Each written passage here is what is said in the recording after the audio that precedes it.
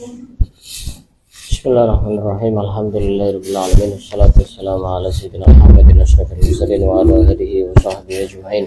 Subhanaka la ilma lana illa ma 'allamtana innaka antal alimul hakim. Qala rabbi shrah li sadri wa yassir li amri wahlul 'uqdatam min lisani yafqahu qawli.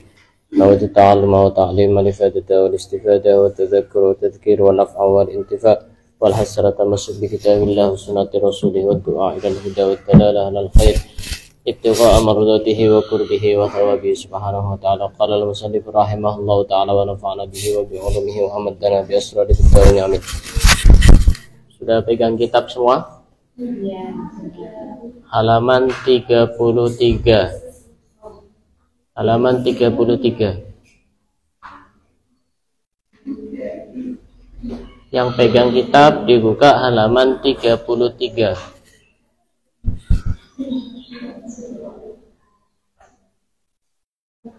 Sudah? 33 sudah?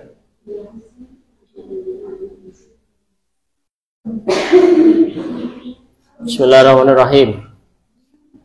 Kemarin sudah kita bahas di antara kunci-kunci rezeki dan kunci-kunci kekayaan. Kita ulang dari awal. Pertama adalah takwa dan istiqomah. Yang kedua adalah syukur. Yang ketiga adalah apa? Membaca Al-Quran. Ada beberapa surat tertentu yang memang terbukti bisa membuka pintu-pintu rezeki dan pintu-pintu kekayaan. Kemudian yang keempat adalah berzikir, dan ada zikir-zikir tertentu yang bisa digunakan untuk membuka pintu rezeki dan pintu-pintu kekayaan. Yang kelima adalah berdoa. Yang keenam adalah istighfar. Kemudian yang ketujuh membaca sholawat. Yang kedelapan sholat. Sekarang yang kesembilan as-shadaqah, termasuk amalan yang bisa membuka pintu rezeki, pintu-pintu kekayaan adalah sedekah. Qala Rasulullah sallallahu alaihi wasallam, "Mana qasa malun min sedekah." Tidak akan berkurang harta dengan sedekah. Wa an Ibnu Abbas radhiyallahu anhuma, "Ista'inu," minta tolonglah kalian, ala rizki, untuk menjemput rizki, bisedekati, dengan sedekah. Ada cerita nyata ini. Di Pasir Putih itu ada salah satu rumah makan yang menurut saya itu ramai pengunjungnya. Banyak bis-bis itu yang datang ke situ untuk makan. Ternyata si pemilik rumah makan ini punya kebiasaan setiap hari Jumat itu dia itu bagi-bagi nasi, diantarkan ke masjid dan dibagikan untuk orang-orang yang sholat Jumatan di masjid. Secara ilmu matematika ada harta yang berkurang karena dikeluarkan. Tapi secara rumus hadis, mana qasa malun min shadaqah, tidak berkurang harta disebabkan karena shadaqah, tidak ada. Justru dia semakin ramai. Rumus sedekah dengan rumus matematika itu tidak sama. Rumus matematika 10 dikurangi 9 hasilnya berapa? 1. Kalau rumus sedekah 10 dikurangi 10 itu bisa jadi 10, bisa jadi 100, bisa jadi 1000, bisa jadi lebih dari itu, bukan kosong hasilnya. Makanya salah satu amalan yang bisa membuka pintu-pintu rezeki dan pintu-pintu kekayaan adalah sedekah. Saya punya keinginan nanti kalau sudah hatam itu ada acara bagi-bagi takjil. Setelah itu hataman kitab. Ketika bagi-bagi takjil itu saya pengen ada yang buat semacam selebaran yang isinya itu amalan-amalan pembuka pintu rezeki dan pintu kekayaan. Tapi di situ yang disebutkan cuma amalan-amalan yang berupa bacaan-bacaan saja. Misalkan membaca la haula wala quwata illa billahil azim 100 kali. Subhanallah bihamdihi subhanallahil azim, astagfirullah 100 kali sebelum subuh. pendek-pendek saja. Nah, setelah itu nanti di bawahnya kasih kajian azhar. Itu insya Allah lebih bermanfaat. Bukan cuma yang dinikmati, bukan cuma sekedar makanan yang digunakan untuk buka puasa, tapi juga ada ilmu yang dia dapatkan. Bisa diatur, bisa diagendakan. Yang ke-10, silaturrahim. Wahia, adapun silaturrahim min quwwati asbabi rizki. Silaturrahim itu termasuk sebab yang sangat kuat untuk menarik rezeki. Wa asbabi taisiril ma'as, dan menjadi sebab dimudahkannya kehidupan. Fa'an Anasin radhiyallahu anhu anna Rasulullah sallallahu alaihi wasallam qala. Diriwayatkan dari Sayyidina Anas, Rasulullah bersabda, "Man ahabba ayyubsata lahu rizquhu wa yunsa'a fi asadihi." Yang tidak tahu harokatnya diharokati ya, biar tahu bacanya.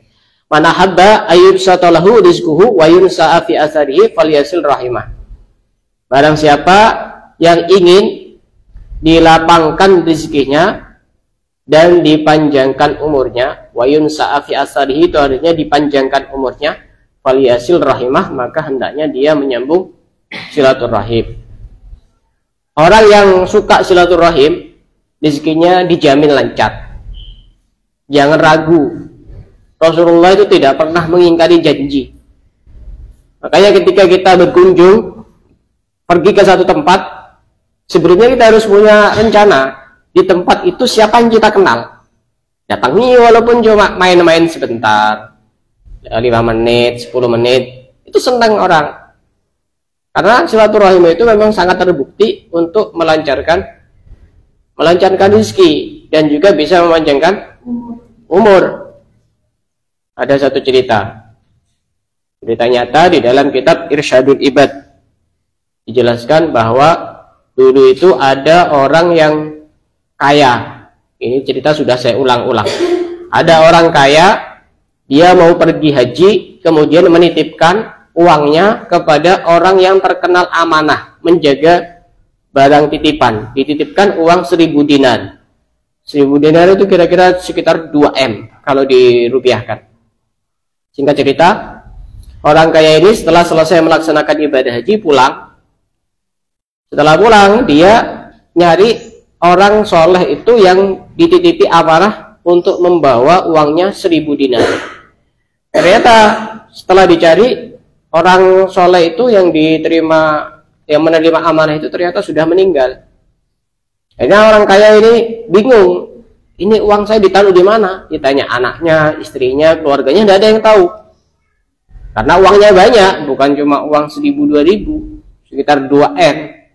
Akhirnya orang ini pergi ke Mekah, tanya kepada salah satu ulama tentang keberadaan uangnya itu disimpan di mana sama orang yang sudah meninggal itu. Ulama ini ngasih saran, kamu coba sholat dekatnya sumber Zam-Zam. Setelah sholat, kamu panggil namanya orang yang meninggal itu. Kalau dia menjawab, nanti tanya. Ini nanti akan dikasih tahu disimpan di mana.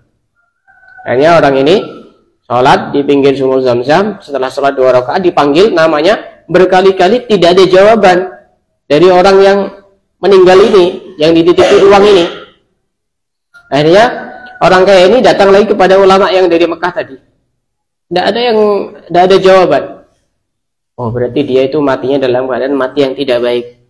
Coba kamu pergi ke Yaman, di sana ada namanya Sumur Barhut. Sumur Barhut itu tempat arwahnya orang-orang kafir dan arwahnya orang-orang yang meninggal dalam keadaan tidak baik. Coba kamu ke sana, ke Sumur Barhut, setelah itu panggil namanya. Benar, setelah nyampe ke Sumur Barhut, dipanggil namanya, baru 1 kali dia sudah menjawab. Ini orang yang dititipi uang ini. Ini orang kaya ini kaget. Kamu kok bisa ada di sini? Kamu kan orang yang terkenal menjaga amanah ketika dititipi seseorang. Dititipi apa saja itu terkenal amanah. Iya, betul. Kamu kok bisa di sini? Kenapa? Saya itu punya saudara perempuan. Dia itu miskin, dia itu fakir, dia itu gembel, dia itu tidak punya apa-apa. Sudah lama tidak saya sapa, sudah lama tidak saya pedulikan, sudah lama tidak saya urus. Sebab itulah saya mati dalam keadaan seperti ini, mati dalam keadaan su'ul khotimah. Setelah itu orang kaya ini tanya, uang saya disimpan di mana? Dijawab, disimpan di sudut rumahnya, di kamar, dipendam. Kamu cari saja di sana. Dan betul, di sana disimpan di sana. Cuma gara-gara dia orang yang memutus tali silaturahim, dia mati dalam keadaan su'ul khotimah. Termasuk juga orang yang memutus tali silaturahim, dia tidak akan dilancarkan rezekinya oleh Allah. Disebutkan dalam satu keterangan, qati'ur rahim mal'unun walau mata fi jawfil Ka'bah. Orang yang memutus tali silaturahim, dia akan dilaknat oleh Allah walaupun mati di tengah-tengah Ka'bah. Kurang mulia apa orang mati di tengah Ka'bah? Tapi kalau dia suka memutus tali silaturahim, dia akan dilaknat oleh Allah sebagaimana iblis.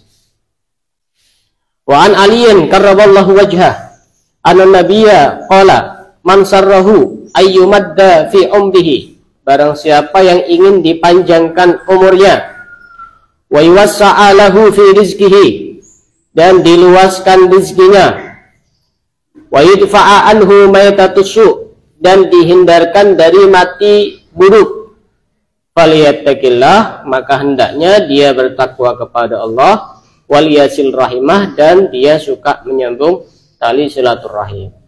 Orang yang memutus tali silaturahim, dia akan mati dalam keadaan mati yang tidak baik.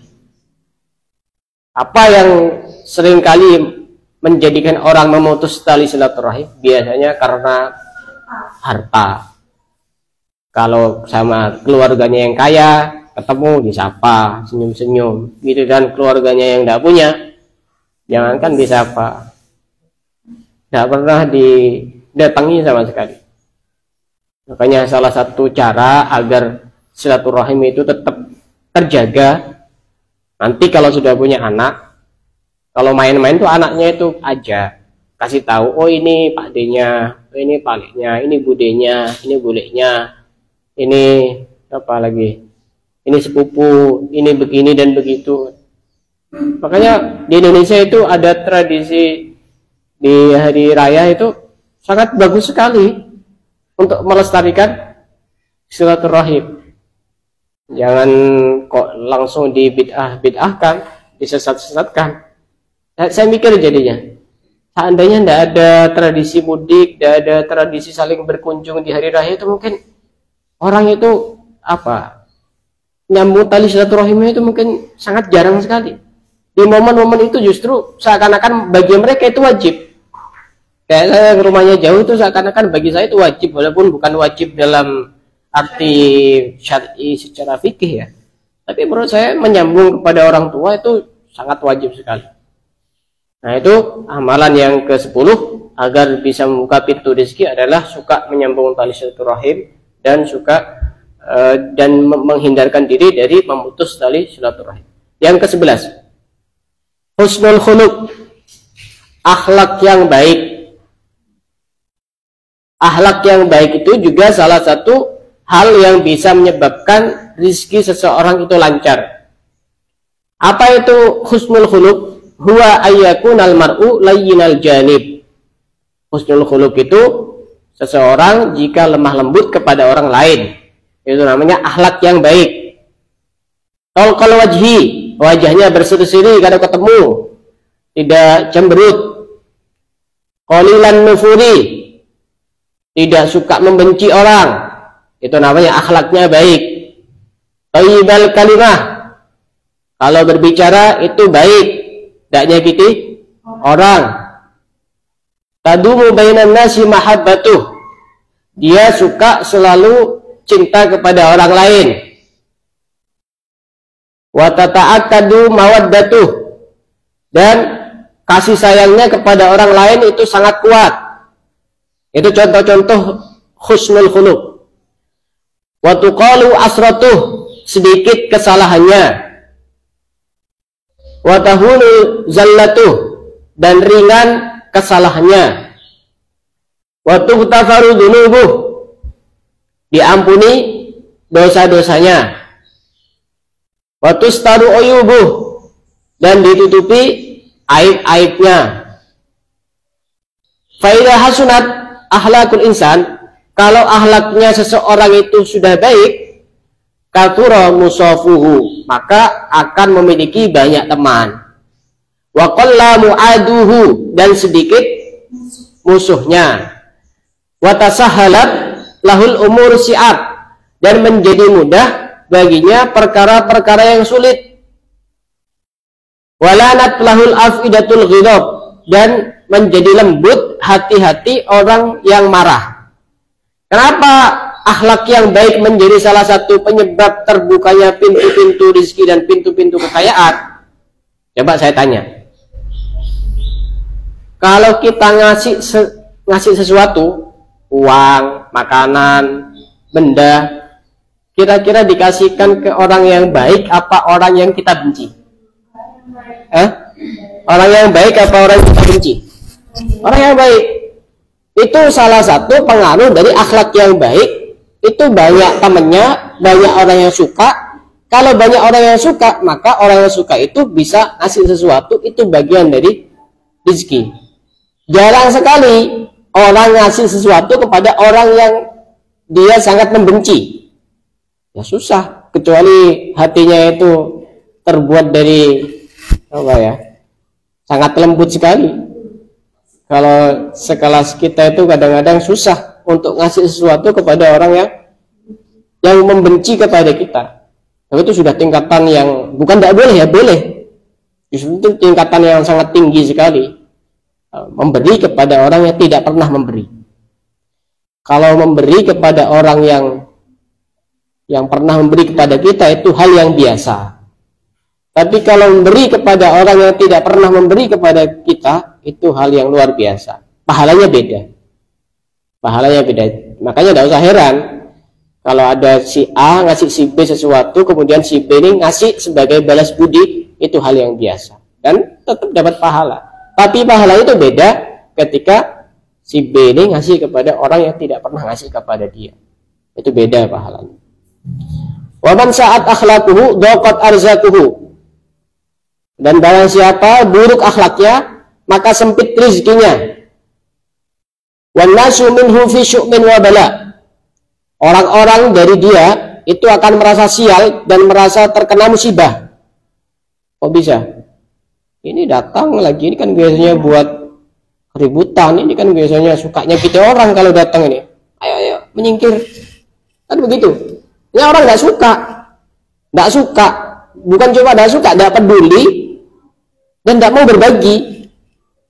Itu pengaruhnya dari akhlak yang buruk. Wa huwa min nafsihi fi ta'abin wa ana. Dia sendiri merasa capek, merasa payah, merasa lelah. Kenapa ya saya kok kesana tidak dihiraukan, kesana tidak dipedulikan, kesana tidak diperhatikan? Ya karena dia sendiri akhlaknya buruk. Orang itu kalau baik itu enak. Banyak yang suka, semakin banyak yang suka, semakin banyak rezeki. Wa amma man alana lil khalqi janibahu wahtamala sahibahu. Adapun barang siapa orang yang kepada orang lain itu lemah lembut, kemudian dia suka menanggung sesuatu yang menyakitkan dari orang lain, walatufat muasyaratuhu, dan lemah lembut ketika bergaul, wa hasunat muhadasatuhu, dan baik ketika berbicara, mala ilaihil khalqu, maka orang lain akan condong kepada dia. Ada kecenderungan untuk cinta kepada orang yang baik akhlaknya. Wa tasa'alahu rizqu, dan rezekinya akan menjadi luas. Wa huwa min nafsihi fi rahatin, dia sendiri merasa nyaman hatinya. Wan nasu minhu fi salamah, orang itu merasa selamat kalau ketemu sama dia. Oh ini ketemu, biasanya orangnya nyapa, biasanya orangnya itu senyum, biasanya orangnya itu peduli, senang. Orang itu merasa selamat kalau ketemu sama dia. Beda sama ketika ketemu sama orang yang akhlaknya buruk. Wa adrakal matlub, orang yang akhlaknya baik, maka dia akan memperoleh apa yang dia inginkan. Wa nala kulla amrin mahbub, dan dia juga akan memperoleh apapun yang dia cintai. Itu kalau akhlaknya baik. Waqad warada an Rasulillah sallallahu alaihi wasallam. Husnul akhlak wa husnul jiwar ya'muranid diyar ya'muranid diyari wa yazidani fil a'mar.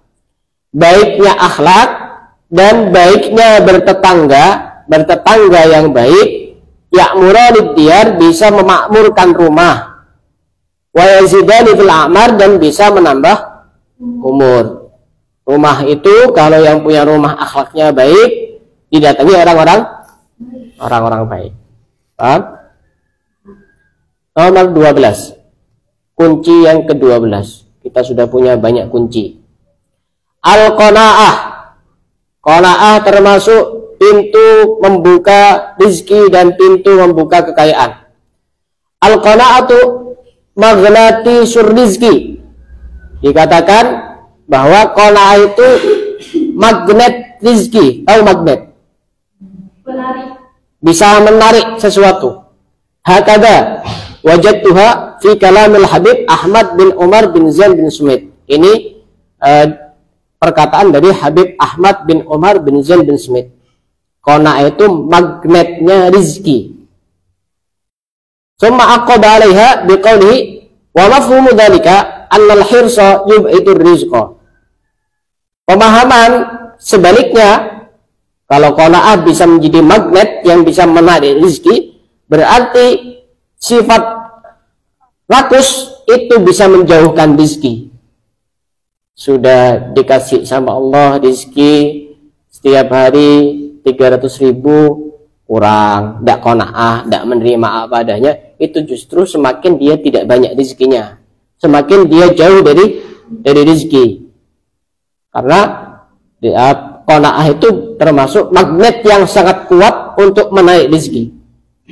Wa qila fil qanaah annaha qaidul mawjud wa saydul mafqud. Qanaah itu adalah mengikat yang ada, artinya kita menerima yang sudah ada itu, wa saydul mafqud dan mencari yang hilang. Fahiya an taqna'a nafsaka birridha bil mawjud. Qanaah itu kita menerima ridho terhadap apa-apa yang sudah dikasih sama Allah. Wa an taj'ala hammaka fil istidadi fil akhirah. Dan himmah kita, semangat kita adalah untuk mencari akhirat. Tiap orang itu rezekinya tidak sama. Ada yang rezekinya setiap hari cuma 100.000, ada yang rezekinya setiap hari 200.000, ada yang rezekinya setiap hari 1 juta. Allah itu sudah tahu, sudah menakar. Rezeki itu sudah ditakar dan tidak akan mungkin tertukar. Itu rumus itu. Tugas kita itu bukan memikirkan apa yang dimiliki oleh orang lain, tapi tugas kita adalah mensyukuri apa yang kita miliki. Banyak orang tidak bahagia bukan karena dia tidak memiliki segalanya, tapi dia suka melihat kebahagiaan orang lain. Itu yang menjadikan dia tidak bahagia. Yufassiru hadza qauluhu sallallahu alaihi wasallam, man kanat al-akhiratu hammuhu, barang siapa yang akhirat adalah tujuannya, ja'alallahu lahu fi qalbihi, maka Allah akan menjadikan kekayaan di dalam hatinya.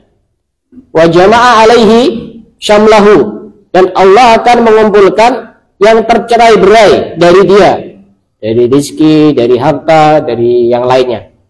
Wa atatuh dunya wa hiya rahimah, dan dunia akan datang kepadanya dalam keadaan tunduk kalau tujuannya adalah akhirat. Apakah boleh bekerja? Boleh, asal niatnya adalah niat yang baik, menjaga diri biar tidak meminta-minta, menjaga diri agar tidak mencuri, menipu dan seterusnya. Tanamkan niat-niat itu sehingga bekerja itu mendapatkan pahala dan dicatat sebagai ibadah. Wa man kanat hammuhu wa man kanat ad-dunya hammuhu ja'alallahu faqrahu baina 'ainaihi. Tapi orang itu kalau tujuannya dunia, maka Allah akan menjadikan kefakiran di antara kedua matanya. Artinya dia cepat untuk menjadi fakir. Wa farraqa 'alaihi syamlahu, dan dia akan mencerai-beraikan sesuatu yang sudah terkumpul. Dari rezeki, dari hubungan yang baik, dari keluarga, dari apapun kalau tujuannya dunia dan dunia. walam yatihi minad dunya illa ma qaddara lahu, dan dunia tidak akan datang kepadanya kecuali apa yang sudah ditakdirkan bagi dia. Kerja kayak apapun, mulai dari sebelum subuh, pulang menjelang subuh, maka dia tetap mendapatkan sesuai dengan bagiannya dia sendiri. Fala yumsi illa faqiran, dia tidak akan menemui sore hari kecuali dalam keadaan fakir. Wala yusbihu illa fakiran, dan dia di pagi hari juga dalam keadaan fakir. Wa ma aqbala 'abdun ila Allah biqalbihi illa ja'alallahu qulubal mu'minina tanqadu ilaihi bil wuddi war rahmah.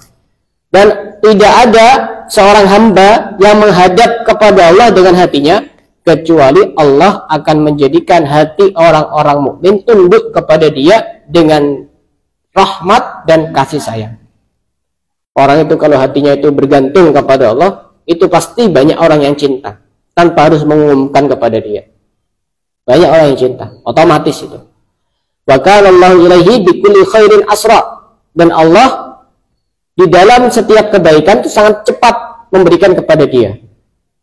Wa qala Rasulullah sallallahu alaihi wasallam, qad aflaha man aslama, sungguh beruntung orang yang Islam, wa ruziqa kafafan, dan diberi rezeki yang cukup, wa qanna'ahu Allahu bima atahu, dan diberi sifat qanaah, menerima apa adanya dengan apa-apa yang datang kepada dia dari Allah. Itu kunci yang ke-13. Kunci yang ke-12. Kunci yang ke-13. At-tabkir fi talabir rizki. Apa artinya tabkir? Pagi-pagi mencari rezeki. Ya pagi-pagi. At-tabkir fi talabir rizki. Wa adamin naum sabahan, pagi-pagi menjemput rezeki dan tidak tidur di waktu pagi. Mujibani lil ghina, bisa menyebabkan orang kaya. Pagi-pagi sudah bekerja, kalau pekerjaannya pagi, dan tidak tidur di waktu pagi, itu bisa menyebabkan kaya. Wa qala sallallahu alaihi wasallam, Allahumma barik li ummati fi bukuriha. Kenapa kita kok tidak tidur di waktu pagi? Kalau kita tidur di waktu pagi, kita tidak mendapatkan doanya Rasulullah. Apa doanya Rasulullah? Allahumma barik li ummati fi bukuriha. Ya Allah, berkahi kepada umatku di waktu paginya. Nah, kalau kita lagi tidur di waktu pagi, ya kita tidak menerima doa Rasulullah itu. Wong Rasulullah mendoakan kepada orang yang beraktivitas, terutama hal-hal yang positif di waktu pagi. Wa qala alaihi salatu wassalam, bakiru fi talab rizki, pagi-pagilah dalam mencari rizki, wal hawaid, dan untuk memenuhi kebutuhan-kebutuhan. Fa innal bukura barokah, karena di waktu pagi itu terdapat keberkahan. Makanya pengarang kitab ini memberikan pesan, fajtahid, berusahalah, bersungguh-sungguhlah akhi, wahai saudaraku, Allah tanama ba'da sholatis subhi, jangan tidur setelah sholat subuh. Ini pesannya pengarang kitab ini. Ilal isyraq, sampai matahari muncul. Kalaupun harus tidur, nunggu sampai matahari muncul. Ini sesuatu yang susah-susah gampang, terutama di bulan Ramadan tuh, masya Allah. Ngantuknya itu luar biasa gitu kalau setelah subuh itu. Beda dengan di luar bulan Ramadan, tidak begitu ngantuk. Tapi kalau di bulan Ramadan ini, ngantuknya luar biasa. Kadang saya tuh ngantuk lagi baca kitab itu, buat jalan-jalan sambil baca. Masih ngantuk lagi, saya naik sepeda keluar biar kena angin. Setelah itu ya sudah selesai. Atau kawan diusap ininya. Karena kita menghindari tidak tidur setelah subuh sampai isyraq, sampai matahari muncul. Pokoknya kenapa kok kita itu tidak dianjurkan tidur setelah subuh sampai matahari muncul?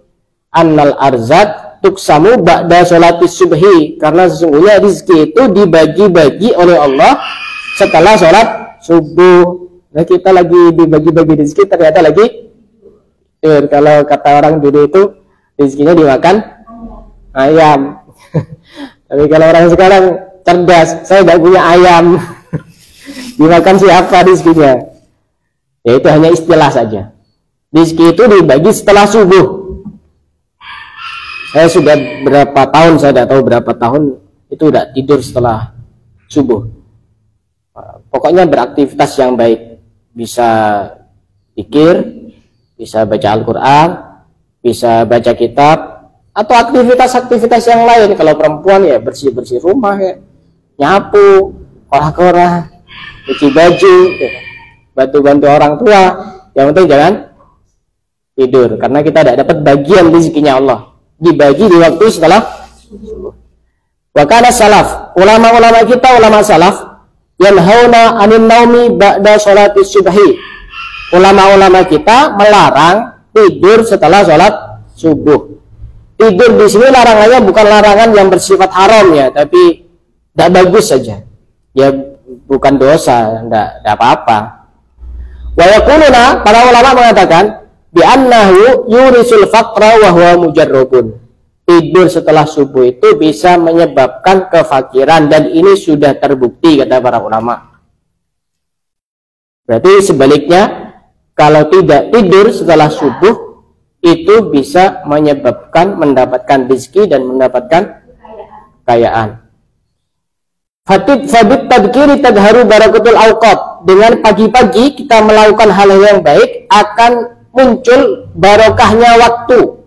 Waktu yang kita jalani itu akan menjadi berkah. Sebab apa? Kita tidak tidur setelah subuh. Waktu yang barokah itu bagaimana? Waktu yang sedikit kita bisa melakukan sesuatu yang banyak. Atau waktu yang sedikit kita bisa melakukan hal-hal yang manfaat. Manfaat untuk diri kita sendiri, juga manfaat untuk orang lain. Itu namanya waktu yang berkah. Waktu kedua bidzalika katsirun minal hajat. Dan orang itu kalau pagi-pagi beraktivitas yang baik, maka akan dikabulkan banyak hajat-hajatnya. Ini kata para ulama. Kalau misalkan ada orang pagi-pagi bagi rezeki, nah kita lagi tidur, ya ada kebagian. Kenapa? Karena lagi tidur. Yang ke-14, az-ziyafah wal karam. Diagendakan ya, dicatat amalan-amalan yang berupa bacaan saja, biar gampang. Nanti biar tidak banyak ditulisnya. Saya kan cuma sedikit. Zikir, ada surat-surat tertentu dan ada doa-doa tertentu. Al-ziyafah wal karam. Ziyafah itu apa? Ziyafah. Apa ziyafah? Bertamu atau dia didatangi tamu. Wal karam, dan suka memberi.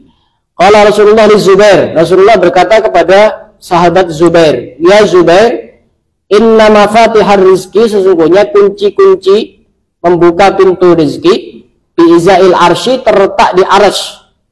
Yanzilullahu lil ibad, Allah akan menurunkan kepada hamba-hambanya arzaqahum, rizki-rizkinya mereka, ala qadri nafaqatihim, atas kadar nafkahnya mereka kepada orang lain. Artinya apa? Semakin orang banyak membantu orang lain, semakin banyak rezeki yang dikasihkan Allah kepada dia. Faman kassara kussira lahu, barang siapa yang memperbanyak memberikan nafkah kepada orang lain, terutama kepada keluarganya, maka Allah akan memperbanyak rezeki kepada dia. Ngasih anaknya, ngasih istrinya, ngasih orang tuanya, ngasih mertuanya, ngasih keluarganya, ngasih kerabatnya, semakin banyak maka Allah semakin banyak memberikan rezeki kepada dia. Wa man qallala qullila lahu, dan barang siapa yang sedikit memberikan kepada orang lain, maka Allah juga akan memberikan rezeki yang sedikit kepada dia. Wa qala Rasulullah sallallahu alaihi wasallam, "Al-dhaifu ya'ti bi rizqih." Tamu itu datang dengan rezekinya. Makanya kita itu jangan benci kalau ada tamu. Walaupun secara tidak langsung kita mengeluarkan sesuatu untuk suguhan, tapi tamu itu bawa rezeki kepada kita. Wa yartahilu bidunubil qaum yamhasu anhum dunubahum. Dan tamu itu ketika pulang dia membawa dosa-dosa dari tuan rumah itu dan akan dihapus. Makanya orang yang beruntung itu adalah orang yang banyak tamunya. Gimana banyak tamunya? Jadi orang baik. Kalau udah jadi orang baik, gimana banyak tamunya? Min hunaka wa huna. Apa artinya? Hunak, huna. Hunak itu artinya di sana. Huna min hunak, dari sana dan dari sini. Itu artinya begitu.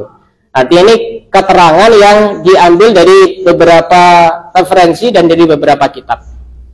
Yang pertama, al-iqdamu fi amali tijarah ma tawakkuli 'ala Allah min asbabi rizki. Berani mengambil resiko di dalam berdagang, tapi hatinya juga tawakal, itu termasuk sebab bisa membuka pintu-pintu rezeki. Maksudnya bagaimana? Orang dagang itu jangan takut. Oh, gimana nanti? Saya takut rugi, takut begini. Rugi beneran. Coba bismillah, dagang, sudah dijualan, sudah di planning. Saya modalnya sekian, untungnya sekian. Yang penting yakin. Bismillah, harus berani mengambil. Namanya dagang ya pasti ada untung, ada. Tapi kalau dia menjadi orang yang tidak berani mengambil risiko, masuk dalam hadisnya Rasulullah, at-tajirul jaban, pedagang yang penakut, mahrumun, dia dihalangi oleh rezeki. Kamu udah jadi dagang, takut rugi terus. Ya itu nanti jadi pengalaman. Wat-tajirul jasur, sedangkan pedagang yang pemberani, marzukun, dia akan dikasih rezeki. Nomor 2, tarkul maksiyah, termasuk yang menghalangi orang mendapatkan rezeki adalah melakukan maksiat. Berarti dia yang meninggalkan maksiat bisa menjadi penyebab dia mendapatkan rezeki. Dikatakan oleh Rasulullah, innar rajula yuhramur rizqa bidzambi yusibuhu. Sesungguhnya seseorang itu akan dihalangi rezekinya sebab dosa yang dia lakukan. Bidzambi yusibuhu. Jangan-jangan kita tidak lancar rezekinya karena kita banyak dosa. 3, at-takhattumu bil akik. Termasuk hal yang menyebabkan rezekinya lancar itu memakai akik. Saya lupa dibawa tadi, ada di rumah 3. Pakai akik, tahu akik? Ya. Jadi akik itu bukan cuma sekedar buat gaya-gaya, ternyata ada rahasianya. Orang yang suka pakai akik itu bisa menyebabkan rezekinya. Laki apa perempuan sama saja. Perempuan kan boleh kan pakai akik kan ya? Boleh. Ada dalilnya, ada. Ini kata Rasulullah, takhattamu bil akik. Pakai cincin dengan cincin akik.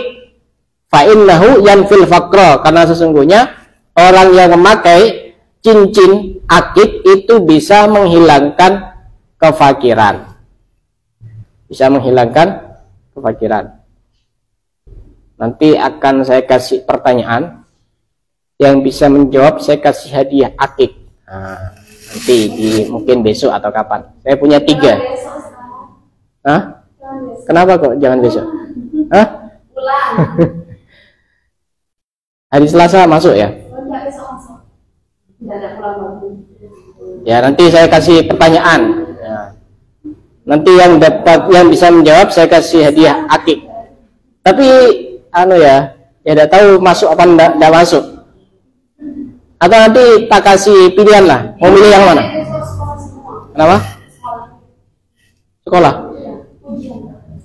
Iya. Yang keempat,